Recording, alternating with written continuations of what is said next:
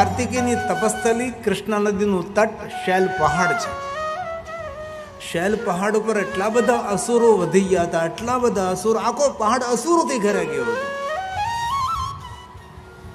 તેથી આ ભગવાન કાર્તિકેય શૈલ પહાડ પર ગયા અને દરેક અસુરોનો અંત કર્યો. અને પહેલું શિવલિંગ તેને કુમારેશ્વર મહાદેવ સ્થાપિત કર્યું. કારણ કે કાર્તિક ભગવાન કુમાર છે. પછી દરેક અસુરોને ત્યાંથી વધ કરી અને દરેક અસુરો પર વિજય પ્રાપ્ત કર્યો અને એક વિજય સ્તંભની સ્થાપના કરી, જ્યાં સ્તંભેશ્વર મહાદેવલિંગની સ્થાપના કરી. પછી દેવતાઓએ પોતપોતાની રીતે અનેક શિવલિંગોની સ્થાપના કરી. એવા અગણિત શિવલિંગોથી રચાયેલો આપણો શૈલ પહાડ છે, જ્યાં આપણું બીજું જ્યોતિર્લિંગ છે, જેને આપણે કહીએ મલ્લિકાર્જુન મહાદેવ. એની પણ એક કથા છે. મલ્લિકાર્જુન એક કિરાત આધારિત, શિવપુરાણમાં નથી પણ શિવ રહસ્યમ ગ્રંથમાં છે. એ કિરાતો ત્યાં નિવાસ કરતા હતા અને કિરાતની પુત્રી એ મલ્લિકા અને કિરાતનું રૂપ લે ભગવાન શિવજી, એમનું નામ અર્જુન. અને એમની સાથેના લગ્ન થાય એટલે એમાં રિવાજ હતો કે અહીંયા ભગવાન કાર્તિકેય છે એનું દર્શન કરવા જવું. એટલે સૌ લઈને દર્શન કરવા આવ્યા હતા. કાર્તિક ભગવાન ઓળખી ગયા. તો આ તો મારા માતા પિતા છે, આ તો મલ્લિકા તો પાર્વતી સ્વયં છે અને અર્જુન તો સ્વયં શિવ છે. આવી એક સુંદર કથા મલ્લિકાર્જુન મહાદેવની પણ છે. અને ક્યારે બીજા જ્યોતિર્લિંગ મલ્લિકાર્જુન મહાદેવના દર્શન કરવાનો અવસર પ્રાપ્ત થાય તો એમાં પૂર્ણિમા અને અમાસ બંને શ્રેષ્ઠ માનવામાં આવે છે. પૂર્ણિમાના દિવસે સ્વયં પાર્વતીનો પ્રાદુર્ભાવ હોય છે અને અમાસને દિવસે સ્વયં ભગવાન શિવજી ત્યાં પ્રાદુર્ભાવ રૂપે હોય છે. અને મલ્લિકાર્જુન મહાદેવની સામે 5 પાંડવે 5 શિવલિંગોની સ્થાપના કરી છે. તેથી વિશેષ પ્રકારે તેનું દર્શન કરવું. અને ભગવાન પ્રભુ રામે પણ ત્યાં તપ કર્યું છે. એટલે ભગવાન રામની પણ તપસ્થલી છે મલ્લિકાર્જુન મહાદેવ. હિરણ્યકશિપુએ પણ ત્યાં જ તપ કર્યું છે. હિરણ્યકશિપુની તપસ્થલી પણ એ મલ્લિકાર્જુન મહાદેવ શૈલ પહાડ છે. અને ક્યારેય બીજા જ્યોતિર્લિંગ મલ્લિકાર્જુન મહાદેવનું દર્શન કરવા જાઓ તો મલ્લિકાર્જુન મહાદેવનું શિવાલય છે, તેની પાછળ બ્રહ્મરંબા દેવી છે. જ્યારે દેવતાઓનો અસુર સાથે યુદ્ધ થયું હતું ત્યારે દેવતાઓની રક્ષા માટે માં સ્વયં જગદંબા પોતાના અંગમાંથી અનેક ભમરાઓને ઉત્પન્ન કર્યા હતા અને અસુર સેનાને ભમરાઓએ પૂર્ણ કરી હતી. તેથી દેવતાઓએ કહ્યું કે આપ બ્રહ્મરંબા દેવી તરીકે સ્થાપિત રહો. અને એ આપણે એક શક્તિપીઠ પણ છે. તો 6 મુખવાળો રુદ્રાક્ષ એ ભગવાન કાર્તિકનું સ્વરૂપ છે. જે માણસે કોઈ પણ ક્ષેત્રમાં વિજય મેળવવો હોય ત્યારે 6 મુખી રુદ્રાક્ષ પહેરવો. 7 મુખી રુદ્રાક્ષ એ કામદેવનું સ્વરૂપ છે અને દરેક કામનાઓની પૂર્તિ કરનારો એ રુદ્રાક્ષ છે. તેથી 7 મુખી રુદ્રાક્ષ કોઈ માણસ પહેરે છે તેની દરેક કામનાઓની પૂર્તિ થાય. પૂરી માળા પણ 7 મુખી રુદ્રાક્ષની પહેરી શકાય. 8 મુખી રુદ્રાક્ષ જે માણસને અંદરથી ભય લાગતો, ઘણા માણસો ભયભીત રહે. ઘણાને પ્રતિષ્ઠાનો ભય હોય, ઘણાને પૈસાનો ભય હોય, વ્યવસાયનો ભય હોય, બિઝનેસનો ભય હોય, પદ પદવી તેનાથી છૂટી જવાનો ભય હોય. ભયના અનેક કારણો હોય છે. અંદરથી ભયભીત રહેતો હોય માણસ, અંદરથી ડિસ્ટર્બ રહેતો હોય. એવા માણસો 8 મુખી રુદ્રાક્ષ પહેરવું અથવા 8 મુખી રુદ્રાક્ષની માળા પહેરવી. કારણ કયું? એ સાક્ષાત કાલભૈરવનું સ્વરૂપ છે. અને કાલભૈરવ એ ભયહર્તા દેવ છે અને અતિ ભયાનક પણ છે. જે સાક્ષાત મહાદેવના સ્વરૂપ છે કાલભૈરવ છે. અમારા વિદ્વાન બ્રાહ્મણો જ્યારે મહાદેવની પૂજા કરાવે ત્યારે શિવની પૂજા પહેલા કાલભૈરવની વંદના થાય. કાલભૈરવની વંદના વગર મહાદેવની પૂજાનો પ્રારંભ ન થાય. અને બહુ ગૌરવથી કહું છું કે જેટલા મહાદેવના ભક્તો છે એના રક્ષક કાલભૈરવ છે. તેથી મહાદેવના ભક્તોએ કોઈથી ડરવું નહીં. એમના રક્ષક કાલ ભૈરવ છે. તેથી જ્યાં જ્યાં મહાદેવનું સ્થાન છે ત્યાં ત્યાં કાલ ભૈરવજી બિરાજતા હોય છે. કોઈ પણ રૂપે આજુબાજુમાં કાલ ભૈરવ બિરાજતા હોય છે. કાશીમાં 64 ભૈરવ છે. કાશી કા પુરાધિનાથ કાલ ભૈરવ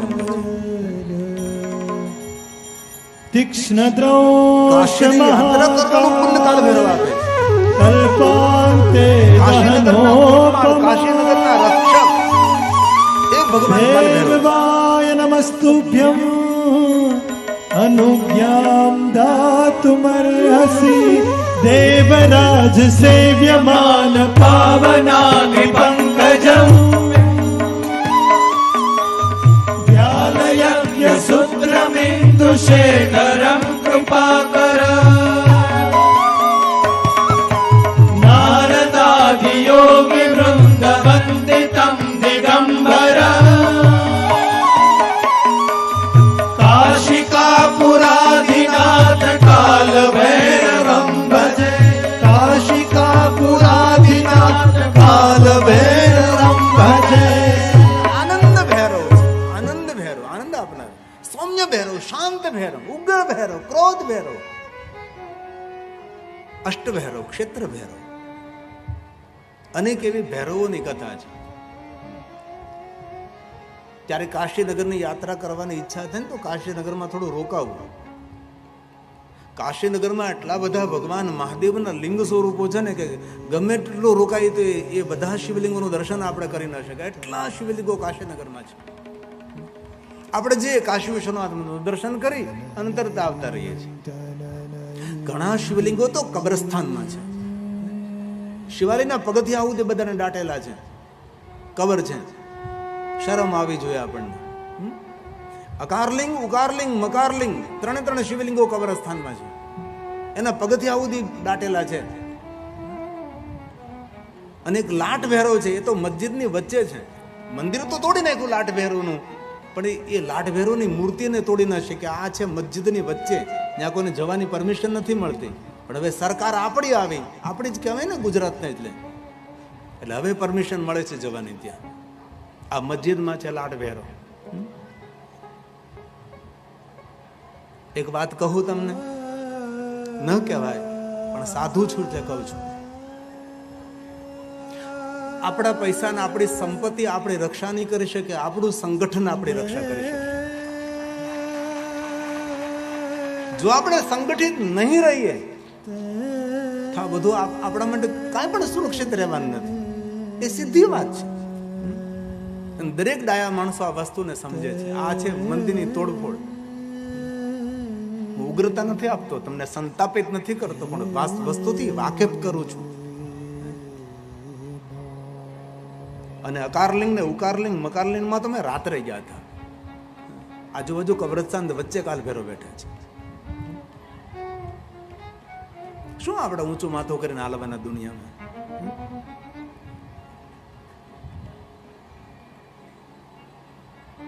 અમે તો રાત્રે ગયા હતા, ત્યાંના યુવાનો છોકરાઓને સાથે લઈને ઘૂરીને જોઈ રહ્યા હતા અમને લોકોને.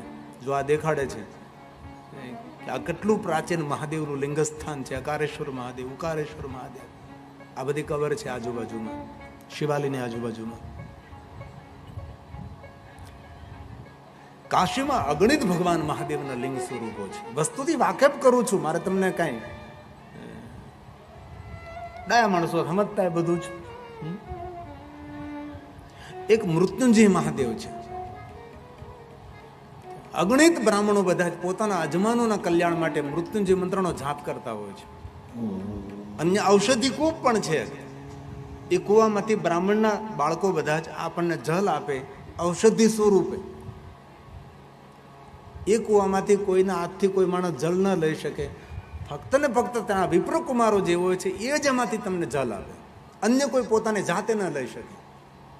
અને એ ઔષધિ સ્વરૂપે સૌ લઈ જાય, પ્રસાદ સ્વરૂપે મૃત્યુંજય મહાદેવ છે. અગણિત સંખ્યામાં બધા જ બ્રાહ્મણો નિરંતર મૃત્યુંજય મંત્રનો જાપ કરતા હોય છે. એ મૃત્યુંજય મહાદેવ છે. એક શૂલપાણેશ્વર મહાદેવ છે, ગંગાના તટ પર, અતિ પ્રાચીન છે. એક સારંગનાથ મહાદેવ છે, જે દક્ષનો દીકરો હતો સારંગ, અને પોતાની બહેન સતીને મળવા માટે જતો હતો ને મહાદેવે વચ્ચે પરીક્ષા કરી. તેથી જ્યાં સારંગ બેઠો હતો ત્યાં સારંગેશ્વર મહાદેવ, અને જ્યાં શિવજી જ્યાં ઊભા હતા ત્યાં સોમેશ્વર મહાદેવ. તેથી અતિ પ્રાચીન બંને શિવલિંગો છે. ત્યાંથી થોડે દૂર જાઓ તો માર્કંડેશ્વર મહાદેવ બિરાજે છે, જ્યાં માર્કંડેશ્વરીએ તપ કર્યું તો અલ્પ આયુ જેનું હતું, અને ભગવાન શિવજીએ જેમને પૂર્ણ આયુ પ્રદાન કર્યું એવા માર્કંડેશ્વર મહાદેવ છે. અને એક મૂર્કંડેશ્વર મહાદેવ છે. ત્યાં બે શિવલિંગ છે. મૂર્કુંડ ઋષિનો પુત્ર માર્કંડેશ્વર, માર્કંડ. તેથી અતિ પ્રાચીન મહાદેવના સ્થાનો છે. અને માર્કંડેશ્વર મહાદેવનું જે શિવાલય છે, જ્યાં દસનામ અતીત બાવાજીના 300 ઘર છે. આખું ગામ જ દસનામનું છે. અતિ પ્રાચીન છે. અને કાશી એક ગલીઓથી દિવ્ય છે. કોઈ પણ ગલીમાં આપ જાઓ એટલે દરેક ગલી તમને ગંગા સુધી લઈ જાય. હવે અસંખ્ય ભગવાન મહાદેવના લિંગ સ્વરૂપો, અગણિત ભગવાન કાલભૈરવના સ્વરૂપોથી સુંદર નગરી એ કાશી નગરી છે. અને આ વર્ષે અમારી મહાશિવરાત્રિની કથા એ કાશીનગરમાં છે. આ વર્ષની મહાશિવરાત્રિ. અને ક્યારે અવસર મળે તો જ્યોતિર્લિંગોમાં 11 રાત્રિ રોકાવું. રુદ્ર રાત્રિ. આ એક ગલીમાં કાશીમાં હું ફર્યો છું. આ છે વ્યાસેશ્વર મહાદેવ, નહીં, આ છે મધ્યમેશ્વર મહાદેવ, જ્યાં ભગવાન વ્યાસે ઉપાસના કરી હતી મહાદેવજીની. જે મધ્યમાં, આ ગુજરાતી કોઈ જાતા જ નથી. આ તમે બધી યાત્રા કરો એમાં તમે કોઈ જગ્યાએ તમને ગુજરાતી નહીં દેખાય, કારણ કે આપણે જતા જ નથી, આપણને ખબર જ નથી. તીર્થોમાં જઈએ ગુજરાતીઓ, દરેક તીર્થોની શોભા ગુજરાતી છે. અને તીર્થોમાંથી જો ગુજરાતીને લઈ લેવામાં આવે ને તો કોઈ તીર્થોમાં કાંઈ ન રહે. એ આ ગુજરાતી છે. પછી હરિદ્વાર હોય કે કોઈ પણ તીર્થ હોય એમાં ગુજરાતીની બોલબાલા છે. તો મધ્યમેશ્વર મહાદેવ છે, જ્યાં ભગવાન વ્યાસે મહાદેવની ઉપાસના કરી હતી, જે સ્વયં ભગવાન વ્યાસજીને મહાદેવ મળ્યા હતા. એ શિવલિંગ છે, અતિ પ્રાચીન છે. ગંગાને સામે પાર એક વ્યાસ કાશી છે, ત્યાં વ્યાસેશ્વર મહાદેવનું અતિ પ્રાચીન મહાદેવનું લિંગ સ્વરૂપ છે. ત્યાં પણ કાલભૈરવ બિરાજે છે.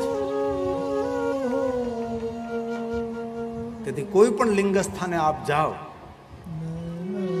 આ છે વ્યાસેશ્વર મહાદેવ. ભગવાન વ્યાસજીએ જેમની સ્થાપના કરી છે.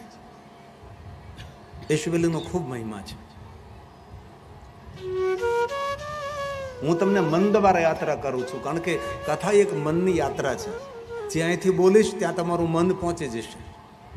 એટલે દુનિયાની દરેક યાત્રા કરવાનું ફળ કથા શ્રવણ માત્રતા. આ ભગવાનની કથા સાંભળવાથી બધી જ યાત્રા કરવાનું ફળ મળે. કારણ કયું? કારણ કે આ મનની યાત્રા છે. હું અહીંથી સોમનાથ યાદ કરું તો સોમનાથ એ સમયે આપણું મન પહોંચી જાય કે નહીં? સોમનાથનો દરિયો, સોમનાથની ધજા, સોમનાથનું શિખર, સોમનાથની ભવ્યતા, સોમનાથની દિવ્યતા. આ વર્ષે 25 જાન્યુઆરીએ સોમનાથમાં કથા પ્રારંભ થાય છે. અને સોમનાથની 9 દિવસની કથા પૂર્ણ કર્યા બાદ સીધી કાશીમાં શરૂ થાય, કાશી વિશ્વનાથ મહાદેવમાં. અને કોઈ પણ જ્યોતિર્લિંગોમાં કથા હોય ત્યારે તમે આવી શકો છો. કોઈ જગ્યાએ જજમાને રહેવાની ભોજનની બધી વ્યવસ્થા કરી હોય, કોઈ જગ્યાએ જજમાને રહેવાની વ્યવસ્થા ન કરી હોય યાત્રિકો માટે, પણ ભોજનની વ્યવસ્થા કરી હોય. અને ઘણા યજમાનો એના મહેમાન પૂરતી વ્યવસ્થા કરે. સૌ કથાના શ્રોતાઓ માટે વ્યવસ્થા ન કરી શકે. અને ઘણા જજમાનો હોય બધી વ્યવસ્થા કરે. અમારે જગદીશ ખાટોવાલા જામનગરના 3 રસોડા ઊભા કરતા.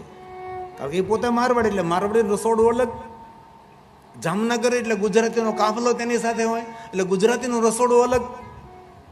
પછી જે યાત્રામાં આવતા હોય યાત્રિકો માટે એક રસોડું 24 કલાક શરૂ રાખે. આવા સત્કર્મી માણસો હોય છે. અને જગદીશ ખાટોવાલાએ લગભગ બધા જ્યોતિર્લિંગમાં કથા કરી, પણ 4 જ્યોતિર્લિંગ તેના બાકી રહી ગયા. અને ગયા વર્ષે આ જગદીશ ખાટોવાલા દેવલોક પામ્યા. અને છેલ્લી કથા તેને જયપુરમાં ચમત્કારેશ્વર મહાદેવના સાનિધ્યમાં તેમને કથા કરી. અને એ કથા કર્યા પછી જોકે એની બંને કિડનીઓ ખરાબ હતી, ડાયાલિસિસ ચાલતું હતું, પણ ઘણા માણસો સત્કર્મનું બહુ ભાતો લઈને જાય, જેના સત્કર્મોનું વર્ણન ન કરી શકાય. અને આજે હજારોની સંખ્યામાં હું એમને યાદ કરું છું, કારણ કે એનું પુણ્ય એને યાદ કરાવે છે, એના સત્કર્મો એમને યાદ કરાવે છે. તેથી જીવન મેળવું છે તો કાંઈ વિશેષતા કરીએ આપણે, કાંઈક કરીએ આપણે. અને બીજી ગૌરવની વાત છે કે આ વર્ષની તો લાભ પચમની કથા મેં ગુનેરી ગુફામાં કરી, અને બીજી કથા આ વર્ષની મારી શ્રી જોબનપુત્રા પરિવાર દ્વારા. અને ખરેખર આ જે કથાનો લાભ મળે છે એ જોબનપુત્રા પરિવારના પુણ્યથી આપણને લાભ મળી રહ્યો છે, અને એના કારણે આપણને ભગવાનની કથા સાંભળવા મળે છે. અને આવતા વર્ષની મારી લાભ પચમની પહેલી કથા કહેતા ગૌરવ થાય. એ કથાના આયોજક આપણા બળવંતભાઈ છે ગાંધીધામની અંદર, જે આપણે વચ્ચે બેઠેલા છે. એ લાભ પચમની કથાના એમને વર્ષો પહેલા સંકલ્પ કર્યો હતો. દીકરાએ કીધું મને કથા આપો, ને બળવંતભાઈ કે મને કથા આપો. અને બળવંતભાઈએ જે કથા માંગી કે તમે જ્યાં તમે કહો ત્યાં આપણે કથા કરવી, અને દીકરાએ કહ્યું કે મારે અહીંયા મારા વતનમાં કરવી છે. તો ખૂબ તાલીઓ વડે બળવંતભાઈને પણ ખૂબ આપણે આદર આપીએ છીએ. જે ટેલિવિઝનમાં તમે જુઓ છો આ બળવંતભાઈ છે, તે આવતી લાભ પચમની કથા એમને છે. તો કોઈ પણ જગ્યાએ શિવસ્થાન હોય ત્યાં કાલ ભૈરવજી હોય છે. તેથી જેને ભય લાગતો હોય તેને 8 મુખી રુદ્રાક્ષ પહેરવો, એ કાલ ભૈરવનું સ્વરૂપ છે. આ વક્તાની એક વક્તવ્યની એ ખાસિયત હોય છે કે મૂળ વાત ભૂલાડી દે શ્રોતાને, અને કોઈ દૂર દૂર તમને યાત્રા કરાવી દે અને પાછા ઠેકાણા આવે. તેથી 8 મુખી રુદ્રાક્ષ એ કાલભૈરવનું સ્વરૂપ છે. અને કોઈને ભય લાગતો હોય એને આ રુદ્રાક્ષને ધારણ કરવું, આવું શિવપુરાણમાં કહ્યું. હું તો મધ્યસ્થી છું, જે મહાપુરુષોના પાસેથી મેં શીખ્યો અને ભણ્યો એ તમારા સુધી પહોંચાડવાનું કામ કરું છું. જે કાંઈ છે એ બધું ભગવાન મહર્ષિ વેદવ્યાસજીનું છે. એક ટીચર એ છે અમારી, એક શિક્ષકનું કામ કરું છું. 9 મુખી રુદ્રાક્ષ 9 દુર્ગા સમાન છે, ને શક્તિ ઉપાસકોએ આ રુદ્રાક્ષ ધારણ કરવું. અને કોઈ પણ દેવનો મંત્ર જાપ કરવા માટે 9 મુખી રુદ્રાક્ષ શ્રેષ્ઠ માનવો. 10 મુખી રુદ્રાક્ષ વિશ્વદેવનું, 10 મુખી રુદ્રાક્ષ ભગવાન વિષ્ણુનું સ્વરૂપ છે, વિષ્ણુના ઉપાસકો માટે. 11 મુખી રુદ્રાક્ષ 11 રુદ્રો તુલ્ય છે, જેનામાં વીરતા પ્રવેશે છે. 11 મુખી રુદ્રાક્ષ. 12 મુખી રુદ્રાક્ષ 12 સૂર્ય સમાન છે. તેથી સૂર્ય ઉપાસકોએ 12 મુખી રુદ્રાક્ષ પહેરવો છે. ઘણું બધું તેના પર બોલી શકાય, તેનો વિસ્તાર કરી શકાય છે, પણ બહુ થોડા શબ્દોમાં અલ્પીકરણ સાથે આ વસ્તુને સમજાવવાનો પ્રયાસ કરું છું. 13 મુખી રુદ્રાક્ષ વિશ્વદેવનું સ્વરૂપ છે, અને 14 મુખી રુદ્રાક્ષ પરમ સદાશિવજીનું સ્વરૂપ છે. પણ 1 મુખીથી લઈ 14 મુખી રુદ્રાક્ષ માણસ પહેરી શકે છે. એમાં એક વિશેષ રુદ્રાક્ષ આવે છે ગૌરી શંકર, એ બહેનોએ પહેરવો છે. જે 2 રુદ્રાક્ષ સાથે જોડાયેલા હોય એ પ્રકૃતિ સ્વરૂપે હોય છે, જોડેલા હોય ચોંટાડેલા હોય એવા નહીં. તો ભગવાન વિષ્ણુજીએ નારદજીને રુદ્રાક્ષ પહેરવા માટે આજ્ઞા આપી છે. નારદજી, તમે રુદ્રાક્ષને ધારણ કરો. અને સ્વયં ભગવાન વિષ્ણુજીએ કહ્યું છે કે નારદ, જેના ભાલમાં ભસ્મ હોય, જેના કંઠમાં રુદ્રાક્ષ હોય, જેના મુખમાં શિવજીનું નામ હોય છે, એ માણસ તાપ રહિત, સંતાપ રહિત પોતાનું જીવન જીવી શકે છે. તેથી કથા સાંભળવા ભાઈઓ બહેનો વડીલો એ સવે નિર્ણય લેવો, રોજ ભસ્મની બિંદી, ભલે ગમે એ ભગવાનને તમે માનતા હો, કારણ કે ભારત દેશમાં 20,000થી વધારે સંપ્રદાયો છે. આટલી વિચારધારાઓ ભારત દેશની અંદર છે. કોઈ એક જગ્યાએ ભેગા નથી થતા. હું હમણાં સિડની કથા કરવા ગયો હતો, અમુક વિચારધારાવાળા લોકો ન આવે કે નહીં, એ તો શિવ કથા છે, આપણે ન જોવાય, એવી જડતા છે. આપણા માણસો સૌ એકત્ર થયા છે એ ભાવ નથી. એ શિવ કથા છે એટલે આપણાથી ન જવાય. અને મને એમના જે આચાર્યને એવું જ પાયું હોય કે ભાઈ બીજે કંઈ નહીં જવાનું, અહીંયા જ રહેવાનું તમારે, બીજે કંઈ નહીં જવાનું. આ એક મોટી જડતા, મોટી વિડવણા છે. આ તો થોડું ઘણું ઓછું છે કે ધર્મે શર્મે આવે, જજમાને કીધું કે આવજો એટલે આવવું પડે. બાકી પરદેશોમાં તો એટલી બધી જડતા વ્યાપી છે, ગજબની છે. પછી ઇંગ્લેન્ડમાં, યુરોપમાં, અમેરિકામાં, કેનેડામાં તો બહુ જ. પૂજ્ય બાપુની કથા હતી તો પણ અમુક લોકો નહીં આવ્યા. એમાં સમાચાર મળી જાય કે અમારે તો આવવું છે પણ અમારા આચાર્યએ ના કર્યું, ક્યાંય નહીં જવાનું આપણે. આ કેટલી મોટી વિડંબણા, તમે જો તો ખરા. હું શક્તિ ઉપાસક છું, હું વિષ્ણુ ઉપાસક છું, હું શિવ ઉપાસક છું, હું દેવી ઉપાસક છું, હું વૈષ્ણવ. આ બધું છોડીને એટલું જ યાદ રાખવાનું છે, હું હિન્દુ છું, હું સનાતની છું. જો ના આ ભાવ આપણામાં નહીં આવે તો અહીંના લોકો બોલે છે ગમે એટલા બંગલા બનાવો, અંતે તો આ બંગલા અમારા જ છે. આ તમારા કચ્છમાં એ લોકોની બોલવાની હિંમત ક્યાંથી આવી? આપણું સંગઠન નથી ત્યારે ને.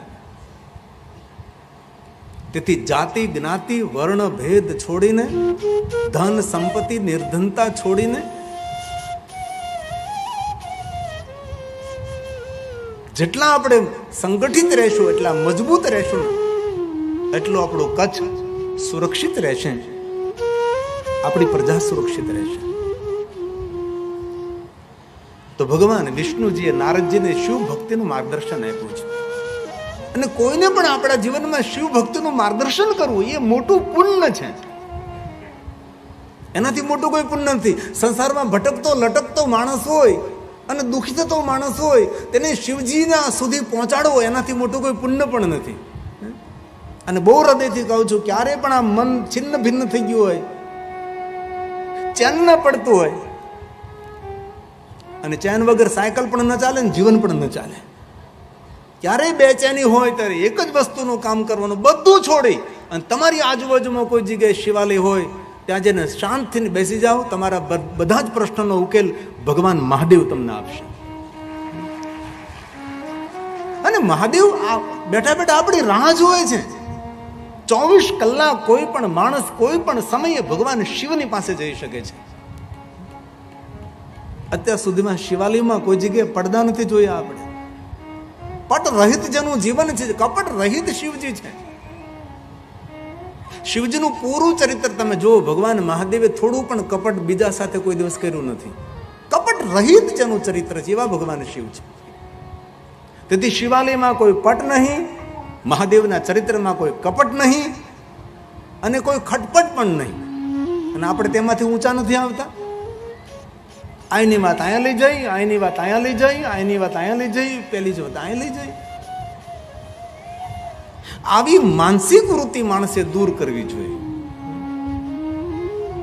ટપાલી તો સારક જે ટપાલમાં લખ્યું એટલું જ પોગાડે, પણ વગર પગારે નોકરી કરતા ટપાલીઓ એ સાંભળ્યું એ પણ પહોંચાડે, ન સાંભળ્યું એવું પણ પહોંચાડી દે છે.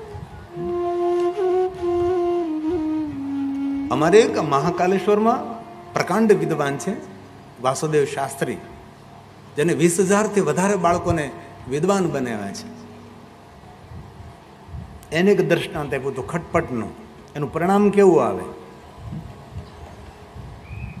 એક કૂતરો જંગલમાં ભૂલો પડ્યો, રસ્તો ભૂલી ગયો, એટલે પછી ડરવા લાગ્યો કે આ ઘનઘોર જંગલ, વસ્તીમાં રહેનારો, અને જંગલમાં ભૂલો પડ્યો, હવે થશે શું? એમાં સિંહની ત્રાળનો અવાજ સંભળાનો, એટલે બહુ ભયભીત થઈ ગયો, ડરી ગયો. એમાં સિંહ સામેથી આવતો જોયો, એટલે વિચાર કર્યો હવે મારી રક્ષા માટે કરવું શું?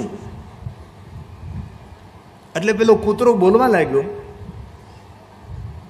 સિંહ ભલે જંગલનો રાજા હોય, હું જોવા ભલે કૂતરો છું, પણ મારી વીરતાની તને ખબર નથી.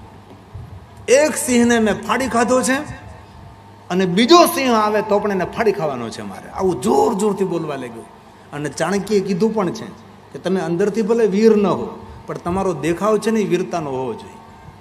ક્યારેક અવસર મળે તો ચાણક્ય સૂત્રો ભણી લેવા કે તમે ભલે અંદરથી તમે ડરપોક છો, પણ તમારો જે બાહ્ય દેખાવ છે એ વીર પુરુષો જેવો હોવો જોઈએ. આવું ચાણક્યએ કહ્યું. તો કૂતરો જોર જોરથી બોલવા લાગ્યો છે. એક સિંહને ફાડી ખાવાનું, બીજો સિંહ આવે તો એને પણ જીવતો છોડવું ને એને પણ ફાડી ખાવાનો છે. પેલો સિંહ આવતો તો ભાળી ગયો, સાંભળી ગયો કે ને કૂતરો એક સિંહને ફાડી કાઢો અને બીજો સિંહ આવે તો તેને પણ જીવ તો છોડવો નથી. હું તો જંગલનો રાજા. પણ ખબર નહીં કે આ માણસમાં કેટલું સામર્થ્ય ક્યારે આવી જાય. બની શકે, હોઈ શકે. પેલો સિંહ ડરી ગયો એટલે પાછો વળી ગયો. હવે કૂતરો જે જગ્યાએ બોલતો, કૂતરો તો પોતાની જાતના બચાવ માટે બોલતો હતો, ગર્જના કરતો હતો જીવિત રહેવા માટે. પણ કૂતરો જે જગ્યાએ જૂઠું બોલતો તે જગ્યાએ ઉપર વાંદરો સાંભળતો હતો અને વાંદરું સાંભળી ગયું કે આ કૂતરો તો જૂઠું બોલે છે ને સિંહ તો પાછો જવા લાગ્યો છે. આ કૂતરો તો ખોટું બોલે છે, ખોટી ગર્જના કરે છે. પેલું વાંદરું છલાંગ મારતું મારતું જ્યાં સિંહ પાછો વળ્યો ત્યાં ગયું. અરે સિંહભાઈ, જંગલના રાજા છો તમે તો. પેલો કૂતરો તો જૂઠું બોલે છે, કોઈ સિંહને માર્યો નથી, તો કૂતરો છે. એ તો તમારાથી ડરી ગયો એટલે ખોટી ગર્જના કરવા લાગ્યો છે. અરે તમે તો જંગલના રાજા છો, આવી રીતે પાછું વળી જવાય? ત્રાડ મારો અને કૂતરાનો અંત કરી નાખો. વાંદરું જઈને કઈ એવું બધું છે. હવે સિંહ પાછો વળ્યો વાંદરો સાથે. કૂતરાને ખબર પડી ગઈ કે આ ખટપટ વાંદરાએ કરી છે અને હોય ઘણા. હવે સિંહ ને વાંદરો નજદીક આવતા હતા એટલે કૂતરાએ પોતાનું બયાન બદલી નાખ્યું.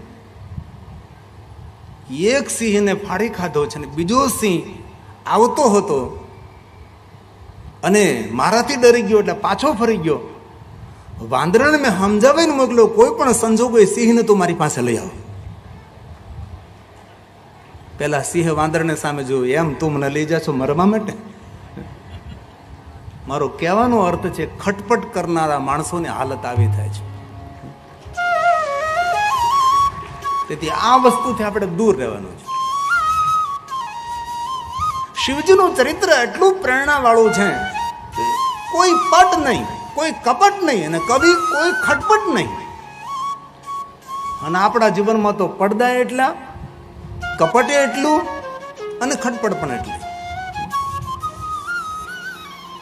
શિવજીનું ચરિત્ર સૌથી જુદું છે, એ ભગવાન મહાદેવ છે. ભગવાન વિષ્ણુજીએ નારદજીને શિવ ભક્તિનું સુંદર માર્ગદર્શન આપ્યું છે. અને કોઈ પણ સંસારમાં ભટકેલો માણસ હોય, દુઃખી થયેલો માણસ હોય, એને મહાદેવની ભક્તિનું માર્ગદર્શન કરવું એનાથી કોઈ મોટું પુણ્ય નથી. કોઈને શિવ સુધી પહોંચાડવો, એનું હર હંમેશા સર્વ મંગલ ને સર્વ કલ્યાણ થશે. અને 24 કલાક શિવાલય ખુલ્લો હોય ને મહાદેવ આપણી રાહ જોવે છે કે એકવાર તો મારી પાસે તું આવ, તારી ભાગ્ય રેખા બદલી નાખો.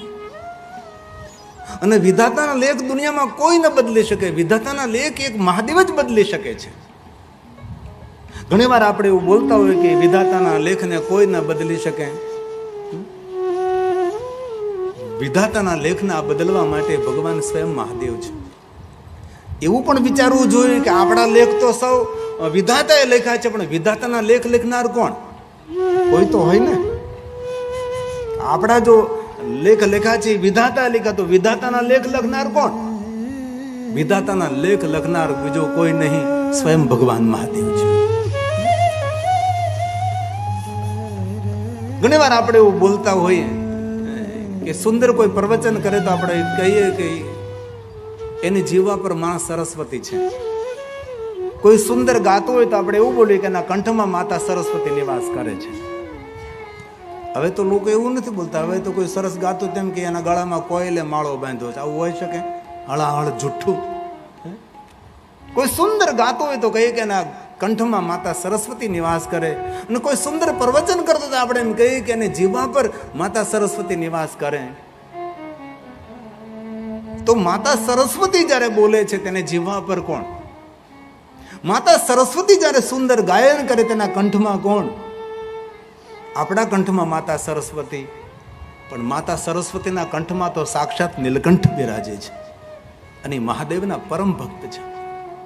જે કાંઈ વિદ્યા અમને મળી છે ભગવાન શિવજી આપી છે. માતા સરસ્વતી મહાદેવના પરમ ભક્ત છે. તેથી મહાદેવની ભક્તિ વગર આપણા કોઈનો ઉદ્ધાર નથી. વિશ્વનો સર્જક છે, વિશ્વ વિધાતા છે, વિશ્વનો સ્થાપક છે. અને વિશ્વના કોઈ પણ દેવને વિશ્વેશ્વર ન કહી શકાય. ભગવાન મહાદેવને આપણે વિશ્વનાથ કહીએ. વિશ્વ સર્જક છે, વિશ્વ પોષક છે, વિશ્વ અંતક છે, વિશ્વ રક્ષક છે. અને જેની પાસે શિવ નથી એની પાસે કાંઈ નથી. એ શબ છે. એ જીવિત હોય તો પણ એ માણસ મરેલો માણસ છે. શિવ આપણો જન્મ છે, શિવ આપણું જીવન છે, શિવ આપણો અંત છે, શિવ આપણા માટે અનંત છે. તેથી બહુ હૃદયથી કહું છું, જેને જેને ભગવાન મહાદેવની ભક્તિ મળે છે તેનો જન્મ લેવો સફળ છે. પછી કોઈ પણ જાતિના હોય, કોઈ પણ જ્ઞાતિના હોય, કોઈ પણ વર્ણના હોય, કોઈ પણ દેશના હોય, કોઈ પણ વેશના હોય, પછી પુરુષ હોય કે નારી હોય, પણ જેને મહાદેવની ભક્તિ મળે છે તેનો ભવ ફેરો સાર્થક છે. તેથી બહુ હૃદયથી કહું છું, દરેક સંપ્રદાયો શ્રેષ્ઠ છે, દરેક સંપ્રદાયનો આચાર્યો શ્રેષ્ઠ છે, દરેક સંપ્રદાયની રીત અને તેના વિચારો શ્રેષ્ઠ છે. પણ મહાદેવ જેવા આ દુનિયામાં કોઈ શ્રેષ્ઠ દેવતા નથી. શિવની તુલના કરી શકે, શિવની બરાબરી કરી શકે કે વિશ્વમાં એક પણ દેવ એવા આપણને ન મળી શકે. વિશ્વના વિધાતા છે એ ભગવાન શિવ છે.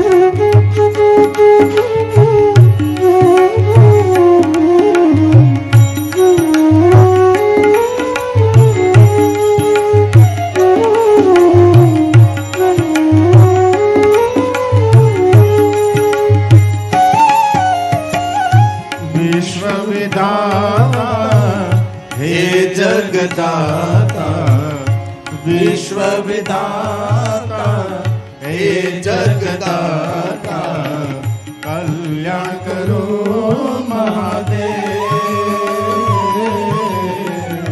कल्याण करो महादेव. विश्व विधाता हे जगदाता विश्व विधाता हे जगदाता कल्याण करो महादेव, कल्याण करो महादेव.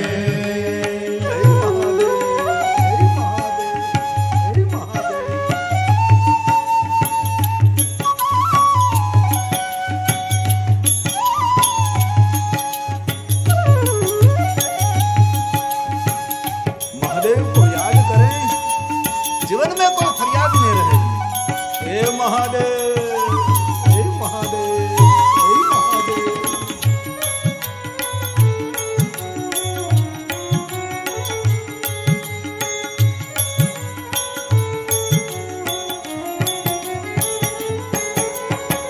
विश्वना ईश्वर शिव महादेवा, विश्वना ईश्वर शिव महादेवा, दया करो शिव हे आदिदेवा, दया करो शिव हे आदिदेवा. धर्म धुरंधर जगत उदाहरण, धर्म धुरंधर जगत उदाहरण कल्याण करो महादेव, कल्याण करो महादेव. विश्व विधाता हे जगदाता, विश्व विधाता हे जगदाता कल्याण करो महादेव, कल्याण करो महादेव. हे महादेव, हे महादेव. बाबा को याद करें, हलता चलता बैठता उठता खाता पीता ऊँघता जागता महादेव, महादेव, महादेव.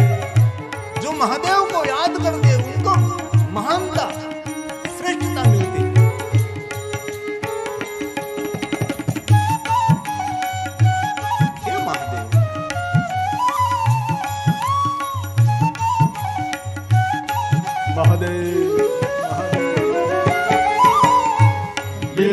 पत्र चढ़े चले जल की धारा, बिल्व पत्र चढ़े चढ़े जल की धारा, पुष्प चढ़े शिव ने गंगा की धारा, पुष्प चढ़े शिव ने गंगा की धारा। हे मृत्युंजय हे त्रिलोचन, हे मृत्युंजय हे त्रिलोचन, कल्याण करो महादेव,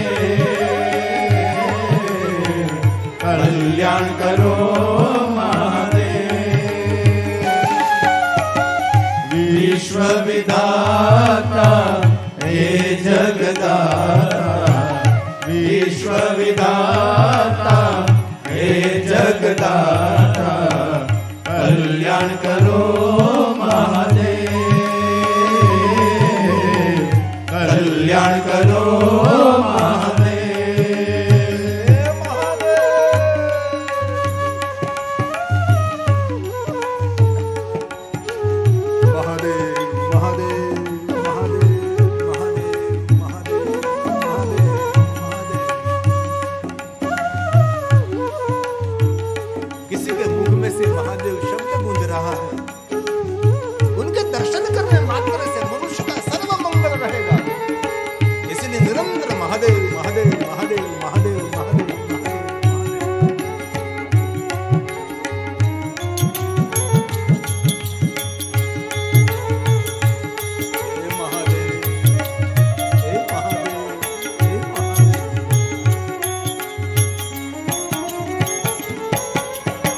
सुर नर मुनि जन वंदन करता, सुर नर मुनि जन वंदन करता, जय जय हे महादेव,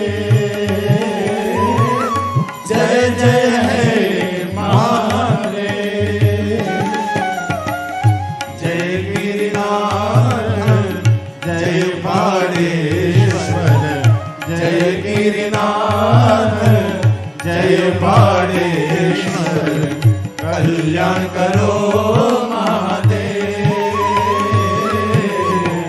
कल्याण करो महादेव। साथ में गावे विश्व विधाता हे जगदाता, विश्व विधाता हे जगदाता, कल्याण करो महादेव,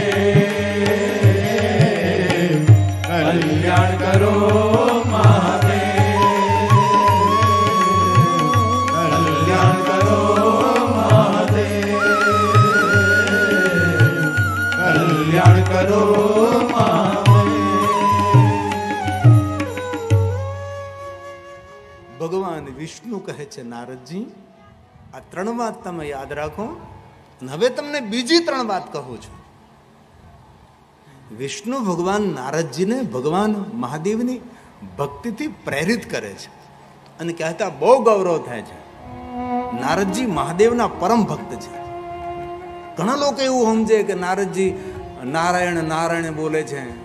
નહીં નહીં, એ મૂળ તો મહાદેવના ભક્ત છે. અને નારદજીએ મહાદેવની કથાનું શ્રવણ કર્યા પછી નારદજી મહાબલેશ્વર ગયા હતા, જે લિંગોનો રાજા છે, જેને ચક્રવર્તી લિંગ કહેવાય છે. લંકા છોડીને રાવણ તેનું વિમાન લઈને મહાબલેશ્વરનું દર્શન કરવા પૂજન કરવા આવતા હતા. રાવણ આવતો હતો એવું ન બોલાય, બહુ ખરાબ કહેવાય. રાવણ આવતા હતા. મહાદેવના ભક્તોમાં એની ગણના છે રાવણની.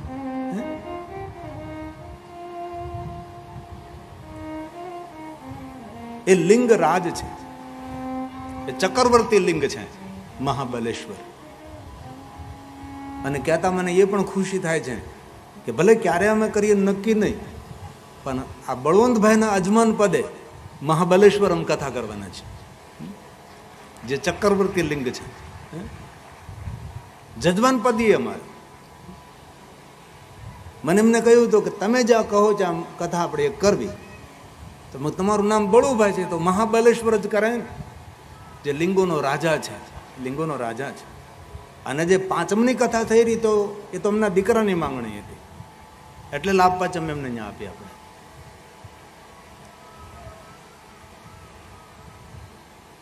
તો નારદજી મહાબલેશ્વરનું દર્શન કરી ત્યાંથી નારદજી યાત્રા શરૂ કરી હતી અને તાપીના તટ ઉપર નારદજીએ તપ કર્યું અને જ્યાં નારદી ગંગાને પ્રગટ કરી અને નારદેશ્વર મહાદેવ લિંગની સ્થાપના કરી. અને પછી એ નારદજી માતા નર્મદાના તટ પર આવે છે. દર્શન માત્રને પાપ હારિકા, જય જય માં નર્મદા. અને નર્મદા તટે નારદજી તપ કરે છે. ત્યાં પણ નર્મદેશ્વર મહાદેવના નારદેશ્વર મહાદેવ લિંગની સ્થાપના કરે છે. આવા નારદજી દ્વારા અગણિત ભગવાન મહાદેવના લિંગ સ્વરૂપો છે. અને નારદજીનો એક દ્રઢ નિર્ણય છે કે કોઈ પણ જગ્યાએ કોઈ પણ માણસે શિવલિંગની સ્થાપના કરે ત્યાં નારદજી એકવાર દર્શન કરવા જાય છે. આ નારદજીની શિવ ભક્તિ છે. અને એવું ન સમજવું કે શિવલિંગની પ્રતિષ્ઠા કરવી જ પડે. મહાદેવે સ્વયં કહે છે કોઈ પણ મારો ભક્ત જ્યાં શિવલિંગ સ્થાપિત કરે છે વિના પ્રતિષ્ઠાએ હું ત્યાં હંમેશા રહું છું. આવું ભગવાન શિવજીએ પોતાએ વચન આપ્યું છે. કોઈ પણ માણસ પોતાના કરકમોથી કોઈ સારી જગ્યાએ કોઈ જગ્યાએ શિવલિંગને સ્થાપિત કરી દે. ત્યાં ભગવાન મહાદેવે કહ્યું હું ત્યાં રહું છું, શિવલિંગ મારો આત્મા છે, એવું ભગવાન શિવજીએ કહ્યું છે. અને રામજી દ્વારા અગણિત લિંગોની સ્થાપના થઈ છે. એવું ન તમે સમજો કે રામજી એક જ શિવલિંગની સ્થાપના કરી. પ્રભુ રામ જ્યાં જ્યાં ગયા છે, રામજીએ જ્યાં જ્યાં યાત્રાઓ કરી છે ત્યાં ત્યાં ભગવાન રામજીએ શિવલિંગોની સ્થાપના કરી. અગણિત લિંગ સ્વરૂપો ભગવાન રામે સ્થાપિત કર્યા છે. એમાં અનેક જગ્યાઓ એવી હતી કે જ્યાં ભગવાન મહાદેવનું લિંગ સ્થાપિત તો કર્યું પણ ત્યાં પાણીની વ્યવસ્થા, જલની વ્યવસ્થા નહીં હતી. અને રામજીને મહાદેવને જલાભિષેક કરવો હતો તો પ્રભુ રામે શું કર્યું? ધરતીમાં રામજીએ બાણ ચલાવ્યું અને રામના બાણ દ્વારા જલ પ્રગટ થયું અને તેને આપણે બાણ ગંગા તરીકે ઓળખીએ છીએ. અને બીજી વાત, શિવાલયની આજુબાજુ કોઈ પણ જલાશય હોય, શિવ ગંગેતી વિઘ્નયમ વચનમ યથા શિવ. શિવજીએ વચન આપ્યું છે કે કોઈ પણ શિવાલયની આજુબાજુમાં કોઈ પણ જલાશય હોય એને ગંગાજલની માન્યતા આપી. શિવ ગંગેતી વિઘ્નયમ, એ શિવજીનો મહિમા છે. હવે ભગવાન વિષ્ણુજી નારદજીને કહે છે, નારદજી હવે મારી બીજી 3 વાર યાદ રાખો. એક શ્લોકમાં 3 વાત બીજી સમજાવી છે. આ વિષ્ણુ ભગવાન બોલે છે, શૃણુ સેવિમ કથામ નિત્યમ. નારદજી પહેલી વાત તમે મહાદેવની કથાનું શ્રવણ કરો. વિષ્ણુ ભગવાને એમ કેમ ન કહ્યું કે વિષ્ણુ પુરાણનું શ્રવણ કરો? ભગવાન વિષ્ણુએ કહ્યું કે તમે મહાદેવની કથાનું શ્રવણ કરો. શૃણુ શૈવ કથામ નિત્યમ, અને રોજ સાંભળો. ઘડી બે ઘડી સાંભળી લીધી જરૂર, એક ઘડી આધી મેં પુનિયાત, એ સાચી વાત છે. પણ મહાદેવને સમજવા માટે દીર્ઘકાલ તક કથાનું શ્રવણ કરવું પડે છે. અને 9 દિવસમાં કઈ બધું તમને કહી શકાય એવો કોઈ દુનિયામાં વક્તા છે જ નહીં કે 9 દિવસમાં તમને બધું સમજાવી દે. 9 દિવસમાં નહીં, તેના 9 જન્મમાં ન સમજાવી શકે. અસિદ્ધગીરી સૌમ્ય સ્યાત કર જલમ સિંધુ. કોણ કહી શકે, કોણ સમજી શકે, કોણ સમજાવી શકે? જેનો અનંત મહિમા છે, કોણ કહી શકે? અસિત ગિરિ સમમ સ્યાત કજલમ સિંધુપાત. હે મહાદેવ, સુર તરુ વર્ષા મહિમા કિસી વિધ ગાઉં. લેખનિમ પાત્ર મોર્વે લિખતિ અધિગૃહીત્વા. હે મહાદેવ, હે શારદા મહાદેવ, સર્વકા તદપિ તવ ગુણાના મીશ પારમ નયાતિ. તદપિ તવ ગુણાના મીશ પારમ નયાતિ. ભગવાન વિષ્ણુજી નારદજીને કહે, નારદજી તમે મહાદેવની કથાનું શ્રવણ કરો. આ ભગવાન વિષ્ણુ સ્વયં બોલ્યા છે, હે નારદ શૃણુ સેવીમ કથામ નિત્યમ વદ સેવીમ કથા સદા પૂજ્ય સ્વાતિ યતનેન શિવ ભક્તા પુનઃ પુનઃ શિવ ભક્તા પુનઃ પુનઃ. કેટલી સુંદર વાત ભગવાન વિષ્ણુજીએ કરી. પહેલી વાત કહે કે શિવ કથાનું શ્રવણ કરો, કથા સાંભળ્યા બાદ કથાનું ચિંતન મનન કરો, અને ત્રીજી વાત મહાદેવના ભક્તોના સંગમાં રહેજો અને મહાદેવના ભક્તોની સેવા કરજો. કેટલી સુંદર વાત સમજાવી. ભગવાન મહાદેવજી નારદજીને શિવ પૂજા કરવા માટે બેસાડી ન દીધા. નારદજીને કહ્યું તમે મહાદેવની કથા સાંભળો, કથા સાંભળ્યા પછી તેનું કંઈક મનન કરજો, ચિંતન કરજો અને એ કથાનો સંદેશ બીજા સુધી પહોંચાડજો. તમે 3 કલાક કથા સાંભળો છો ને 3 કલાકમાં સાંભળેલું બધું તો યાદ ન રહે, પણ કોઈ વસ્તુ તો યાદ રહી જાય ને, એ દૂર દૂર સુધી પહોંચાડવી જોઈએ. કોઈ માણસ મળે તો ગપાટા સપાટા ન મળાય. આવી ભગવાનની વાત ને એકાદે સંભળાય. ભાઈ હું શ્રી જુવનપુત્રા પરિવાર દ્વારા કથામાં ગયો હતો, 3 કલાક કથા સાંભળે, એમાં એટલું મેં સાંભળ્યું. કોઈને સંદેશ પહોંચાડો.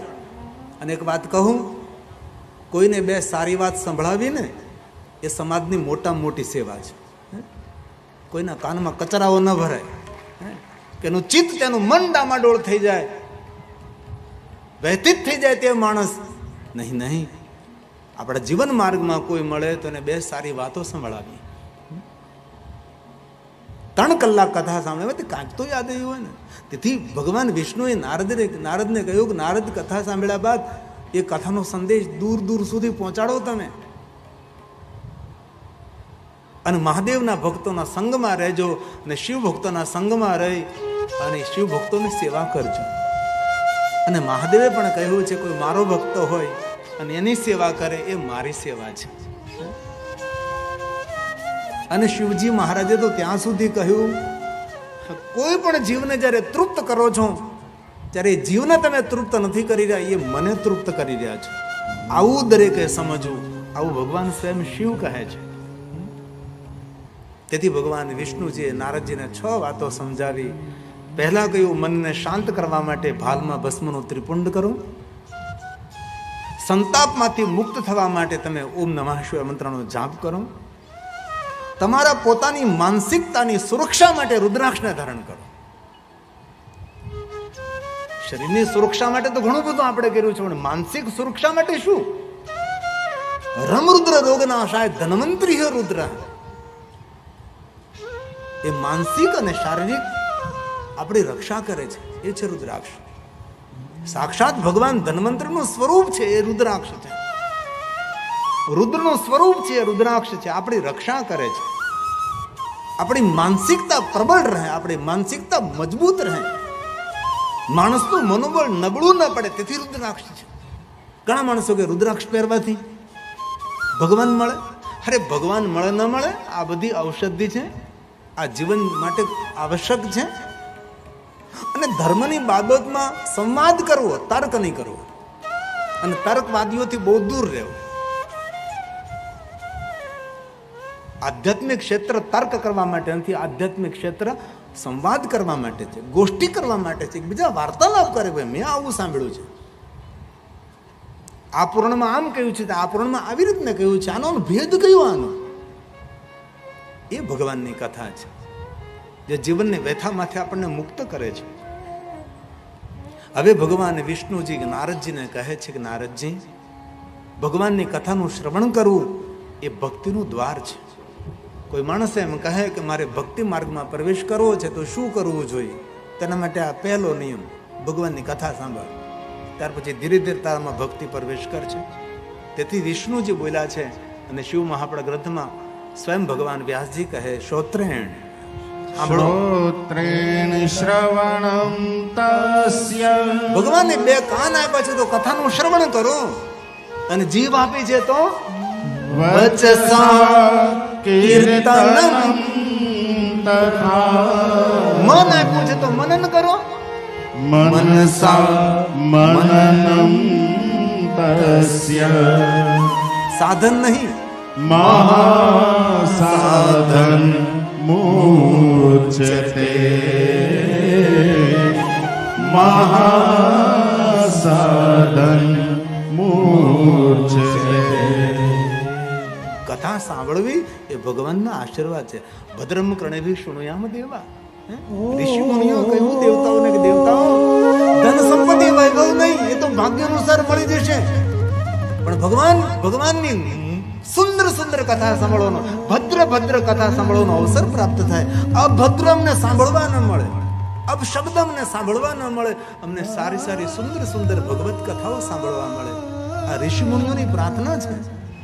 ઓમ હરિ હે ઓમ મહાદેવ, હે મહાદેવ. ભદ્રમ કર્ણૈભિઃ શૃણુયામ દેવા ભદ્રમ પશ્યેમાક્ષભિર્યજત્રાઃ સ્થિરૈરङ्गैस्तुष्टुवागुंसस्तनो वीर्यसेमहि देवहितं यदायुः. હરિ કથા સાંભળવી એ ભગવાનનું વરદાન છે. તે જન્મ બાજ ખલો જીવલોકે. આ જીવલોકની અંદર કોણ ધન્ય છે? વૈ સદા ધ્યાયંતી વિશ્વનાથમ. વિશ્વનાથનું તે ધ્યાન કરે છે. જેની વાણી વાણી ગુણાન સ્તોતિમ કથા. જેની વાણી સ્તુતિ કરે છે, કથા સાંભળે છે, ગુણગાન કરે છે, એ મનુષ્ય ભાવ પાર થઈ શકે છે. તેથી કથા સાંભળવી એ કોઈ સામાન્ય વસ્તુ નથી. કથા સાંભળનારને કથા વ્રતી કહ્યો છે. દુનિયાના બધા જ વ્રતો કરો અને જે ફળ મળે એ ફળ ભગવાનની કથાનું શ્રવણ કરવાથી મળે. હું કથા કરું છું એટલે એમ નહીં. સ્વયં ભગવાન મહાદેવે કહ્યું છે કે કથા સાંભળનારો કથા વ્રતી છે. દુનિયાના બધા જ વ્રતો કરવાનું ફળ કથા સાંભળવાથી મળે છે. તેથી આપણે ગમે એટલું ભણેલા ગણેલા હોઈએ, ભલે 24 કલાક નહીં, પણ થોડો સમય ભગવત કથાનું શ્રવણ કરવું જોઈએ. અને જીવનમાં શ્રેષ્ઠતાને પ્રાપ્ત થવું હોય તો શ્રેષ્ઠ વક્તાઓને સાંભળવાનો પ્રયાસ કરો. અને જેને સાંભળતા આવડે એને બોલતા આવડે છે. જેની પાસે સાંભળવાની કલા નથી એની પાસે બોલવાની કલા પણ ન હોય. અને સમાજનું નેતૃત્વ એ જ કરી શકે જેની પાસે યોગ્ય વક્તૃત્વ હોય. સમાજનો મોભ જે માણસ હોય તેને બોલતા આવડવું જોઈએ.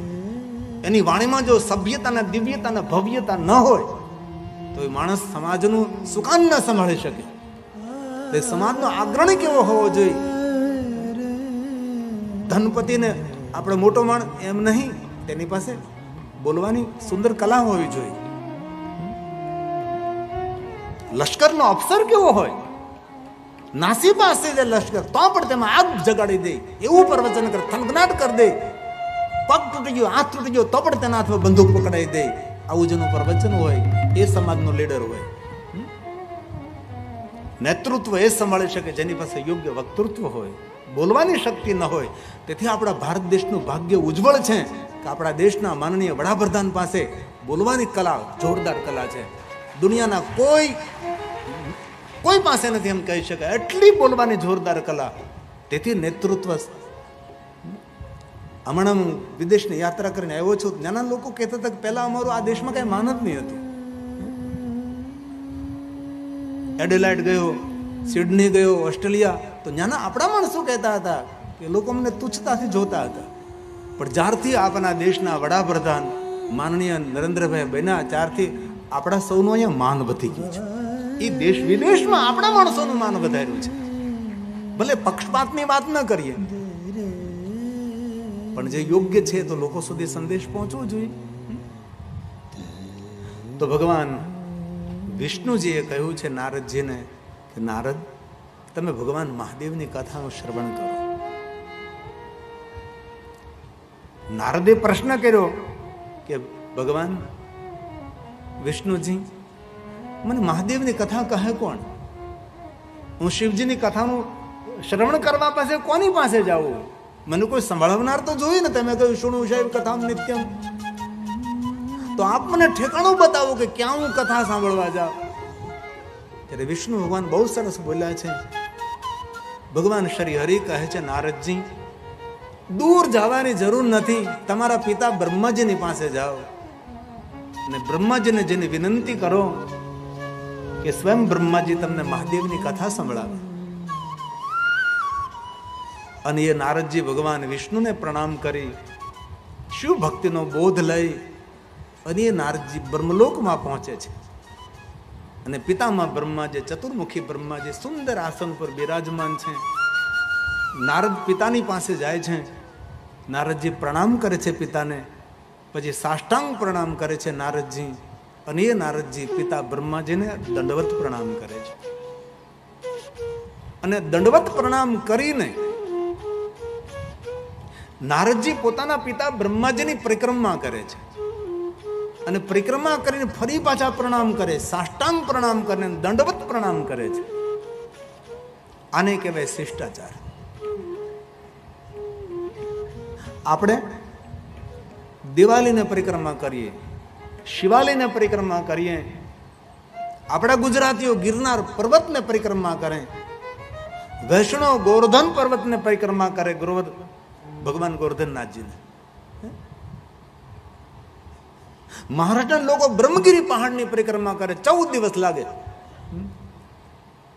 દેવગીરી પર્વતની પરિક્રમા, કૈલાસની પરિક્રમા કરીએ છીએ આપણે, મોટા મોટા પર્વતોની પરિક્રમા કરીએ છીએ. પોતાને જાતને પૂછો, ક્યારે બાપાની પરિક્રમા કરી? આમાં ન પૂછાય, મારે પૂછીએ તો એકાદા 2 જણ ભાગ્ય કોઈ નીકળે જેને પોતાના બાપની પરિક્રમા કરી હોય.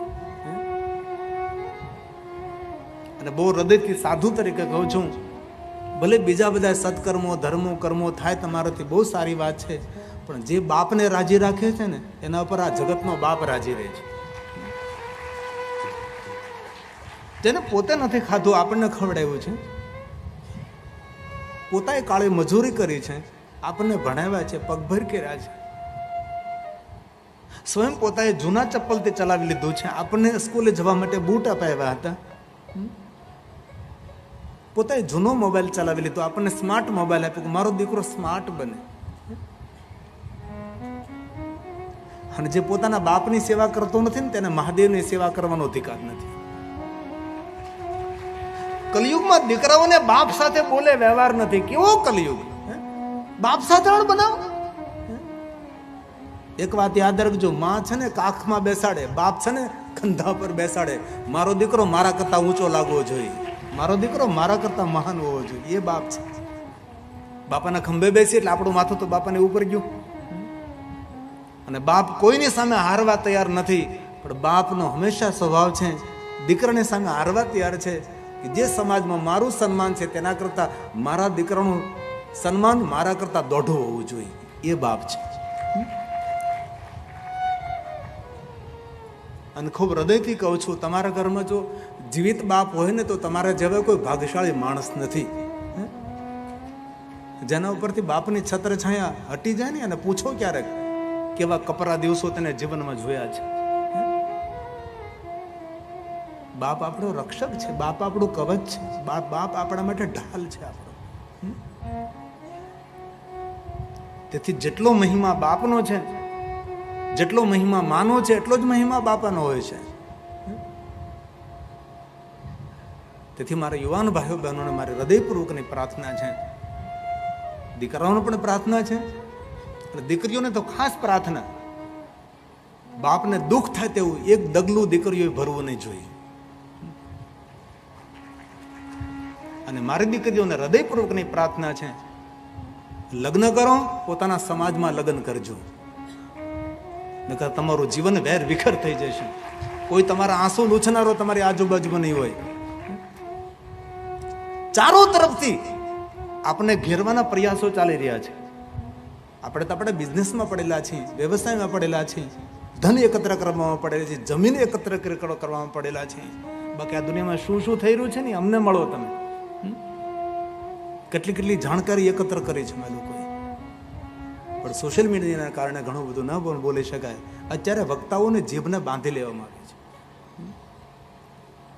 તેથી દીકરીઓને ખૂબ મારી પ્રાર્થના છે, અને યુવાન દીકરીઓને હૃદયથી પ્રાર્થના કહું છું, આ દુનિયામાં તમારો બેસ્ટ ફ્રેન્ડ કોઈ હોય ને, બેસ્ટ ફ્રેન્ડ તો તમારો બાપ છે. તમારા પિતાથી વધારે કોઈ તમારો શ્રેષ્ઠ મિત્ર ન હોઈ શકે. બાપથી મોટો પણ આપણો હિતકારક હોઈ શકે છે.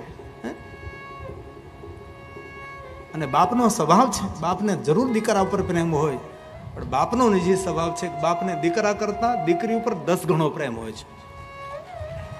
અને દીકરી જ્યારે બાપને ઠોકર મારીને બાપના પ્રેમ ઉપર પગ મૂકી અને જ્યારે દીકરી જતી રહે છે ત્યારે એ બાપને જીવવા જેવું ન રહે. તેથી મારી દીકરીઓને હૃદયપૂર્વકની પ્રાર્થના છે, બાપનું બીજું કાંઈ ન રાખો પણ બાપની આબરૂ રાખજો, એવી હૃદયપૂર્વકની એક સાધુ તરીકેની પ્રાર્થના છે. અને દીકરાઓને પણ પ્રાર્થના છે, ખૂબ ભણજો ગણજો. ધનપતિના દીકરાઓ, દીવા પાછળ અંધારું નહીં થવું જોઈએ, દીવા ઉપર દીવો થવો જોઈએ. બાપે સમાજમાં એક દીવો કર્યો હોય તો તમારે સમાજમાં 100 દીવા પ્રજ્વલિત કરવાના છે, બાપના ઋણમાંથી મુક્ત થવા માટે. અને ઘરની અંદર જો જીવિત બાપ હોય તો સાંજે થોડો સમય કાઢી તેના પગ દબાવજો, તેના ચરણ દબાવજો. કારણ કે વૃદ્ધાવસ્થામાં કોઈ ચરણ દબાવે ને તો એ વૃદ્ધ બહુ રાજી થાય. વૃદ્ધાવસ્થામાં તેને કંઈ મિષ્ટાન ભોજન નથી ખાવા. વૃદ્ધાવસ્થામાં તેને આશ્વાસન જોઈએ છે, તેને સાથ જોઈએ છે. થોડી વાર તેની પાસે બેસો અને ભૂલથી ઘરના વડીલોનું અપમાન ન કરો. અને જેટલો આદર આપણા વડીલોને આપીએ છીએ એટલો જ આદર દરેકના વડીલોને પણ આપવો જોઈએ. એમાં આપણી સભ્યતા છે, એમાં આપણા સંસ્કારોની દિવ્યતા પણ છે. તેથી અવસર મળે તો મા બાપની પરિક્રમા કરો, પિતાજીની ખૂબ સેવા કરો. એક પંક્તિ બાપ માટે. કુટુંબના તારણહાર એવા પૂજ્ય પિતાને વંદન કરું હજાર મારા વહાલા પિતાને વંદન કરું હજાર મારા વહાલા પિતાને. જેને આપણને જીવન આપ્યું છે, જેને આપણને જીવતા શીખવાડ્યું છે, જેમ માના ઋણમાંથી મુક્ત ન થવાય ને તેમ બાપના ઋણમાંથી ને મુક્ત ન થવાય.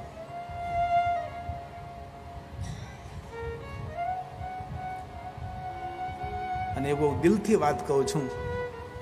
તમે અહીંયા સૌ ઉપસ્થિત છો, ભલે સર્વ ધર્મ કોઈ પણ રીતે, જે તમે હૃદયથી કથા સાંભળો છો એ કોઈને કોઈ રીતે આપણા મા બાપના આપેલા સંસ્કારો ફલિત થયા છે, એનું આ પરિણામ છે.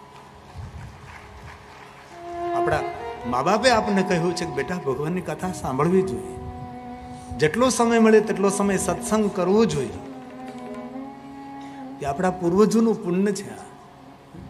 અને આપણા પણ પૂર્વજન્મના કોઈ સારા કાર્યો હોય તેથી આપણને અવસર મળ્યો છે. નકર નો આંટા મારતા હોય. ઘણા લોકો મંડપની બહાર આમ કેટલા બધા આંટા મારે છે. મને ત્યાં ઊંચો બેહાડ્યો એટલે બધું દેખાય, ચારે બાજુ કેટલા લોકો આંટા મારે છે. આ મંડપમાં જેટલા આપણે બેઠા એના કરતાં તો ડબલ આમ મેદાનમાં લોકો આંટા મારે છે. બોલો, આંટા જ મારે એ લોકો. અને આપણે કેટલા શ્રદ્ધાથી ભક્તિથી ભગવાનની કથાનું શ્રવણ કરીએ છીએ, એ આપણું પુણ્ય છે. અને ભગવાન વ્યાસજીએ કહ્યું કે જેને અનંત કોટી જન્મ સુધી સત્કર્મો કર્યા હોય છે તેને ભગવાનની કથામાં શ્રદ્ધા થાય છે, તેને ભગવાનની કથામાં પ્રેમ થાય છે. તેથી બહુ હૃદયથી આદર આપું છું. શ્રી જોબનપુત્રા પરિવાર દ્વારા આ સુંદર રાપરની અંદર ભગવાન મહાદેવની કથાનું આયોજન થયું અને એટલી મોટી સંખ્યામાં આપ સૌ ભગવાનની કથાનું શ્રવણ કરી રહ્યા છો. કાલ નવીનભાઈને બધા મળતા હતા, એટલી મોટી સભા પણ ટાંચણી પડે તો અવાજ આવે. કેટલા મૌન થઈ અને કેટલા શાંત બની આપ સૌ ભગવાનની કથાનું શ્રવણ કરો છો. બહુ દિલથી મહાદેવને પ્રાર્થના કરું છું આપ સૌના જીવનમાં સુખ શાંતિ રહે, આપના પરિવારમાં સુખ શાંતિ રહે, આપ સૌનું આરોગ્ય રહે. અને દિલથી પ્રાર્થના થોડું ઘણું જે કામ હોય છોડી બાંધછોડ કરી અને સંગઠિત રહો, એવી હૃદયની એક પ્રાર્થના છે. સાથે રહેજો.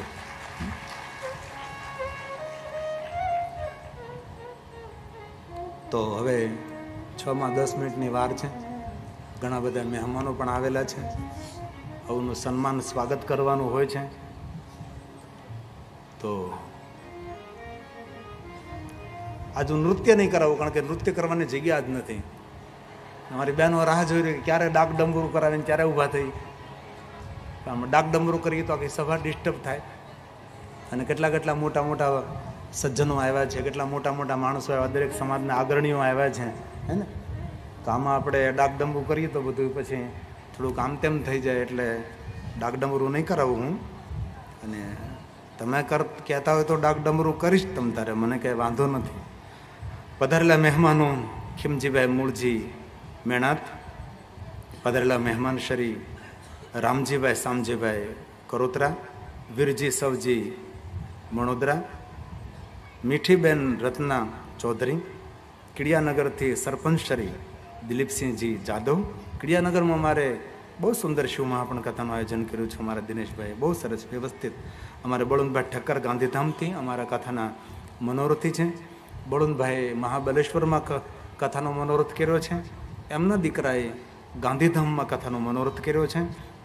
પધારેલા સંતો પરમ પૂજ્ય શ્રી દેવનાથ બાપુ, એકલધામ રાપર કચ્છથી, ખૂબ હૃદયથી દરેક સંતોને મારા હૃદયથી પ્રણામ.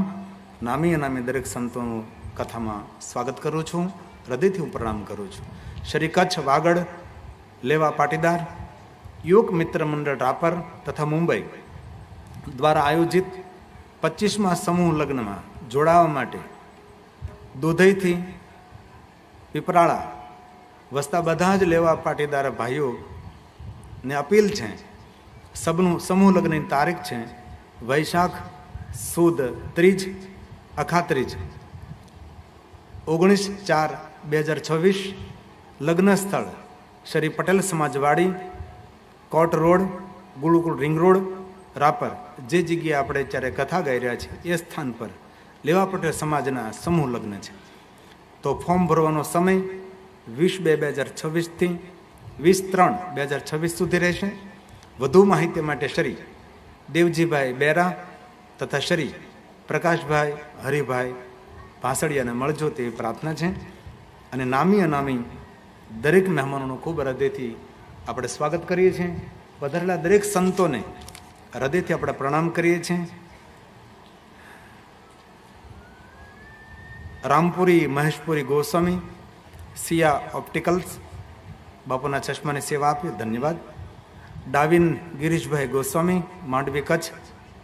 સુરસરથી પધારેલા બેચરગીરી બાપુ, અગાઉ કથા અમે ત્યાં કરી હતી. બેચરગીરી બાપુ, બહુ હૃદયથી આપનું સ્વાગત છે. અન્ય સંતોનો પણ હૃદયથી હું સ્વાગત કરું છું. આઈએ થોડી મિનિટ માટે મંદિર રૂપાનું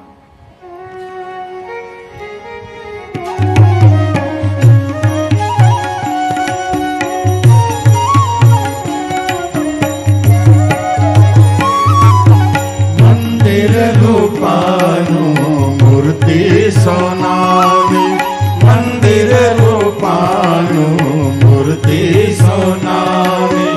મારા બાબાને શોભે હીરા મોતીની, મારા બાબાને શોભે હીરા મોતીની.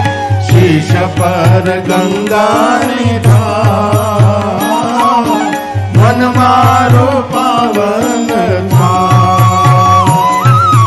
શીશ પર ગંગાની ધાર, મન મારો પાવન થાય. ભોળા તારા દર્શન થાય, મન મારો પાવન થાય. ભોળા તારા દર્શન થાય, મન મારો પાવન.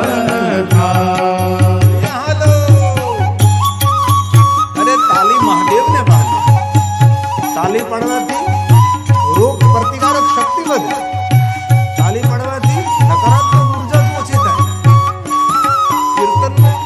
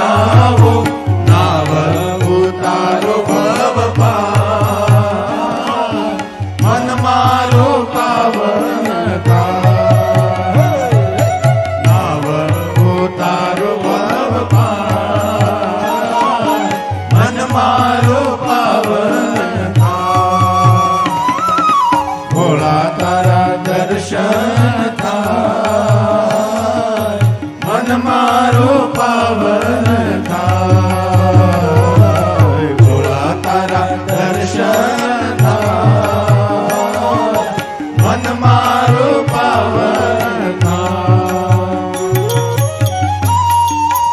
હે મહાદેવ, હે મહાદેવ, હે મહાદેવ.